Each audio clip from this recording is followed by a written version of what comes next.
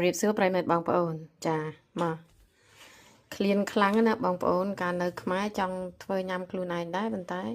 រត់ទិញអត់បានឥឡូវហ្នឹងកាលពីខែមុនក៏រត់ទិញដែរបានទេឥឡូវមិញមកពីផ្សារយួននេះមេទៀនយួនមើលដែរបើមកពីអានោះអត់ទិញទេ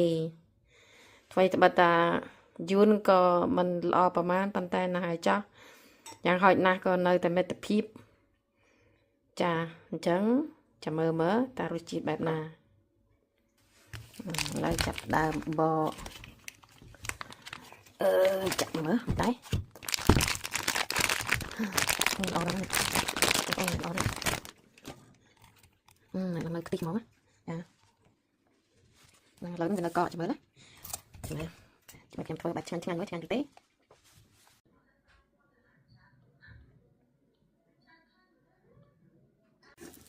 ឥឡូវដល់វគ្គលីងបងប្អូនអើយមានអីឆ្ងាញ់ដែរតានៅឡើងស្រស់ប្រឹមមកមិនដូចអាប្រហែលប្រហែលជា7ឆ្នាំមុនខ្ញុំធ្លាប់ទិញមកពីបោះចោលអាចោលលេខ2យើងហ្នឹងវាអត់មានខ្ទិះខាងក្នុងទេហើយ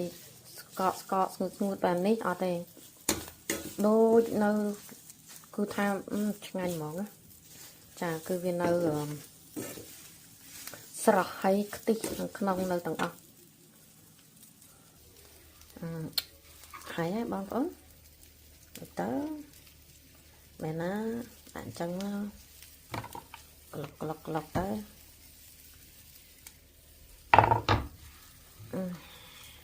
ដៃមិនជាហៀងកាន់កាមេរ៉ាដៃមិនជាហៀងធ្វើមកហូបហ្នឹងបាក់ដែរមានជើងដែរប៉ុន្តែយើងកាន់ចេះវាស្រួលនិយាយថាមិនបាច់ខ្វះទេនិយាយពីឆ្ងាញ់នោះបងប្អូនមើលលឺឈីវឆ្ងាញ់តែហ្មងប៉ុន្តែរៀងដូចចោះអំបិលបងប្អូនខ្ញុំដាក់អំបិលច្រើននោះច្រើនហើយចាស់សំណាងដាក់ម្ដងតិចប៉ុន្តែដាក់យូរទៅដូចទៅនៅតែសម្រាំចាប់ជាតិដូចស្លាបព្រានេះដូចច្រើនគ្រាន់ដែរអូយហើយបងអូន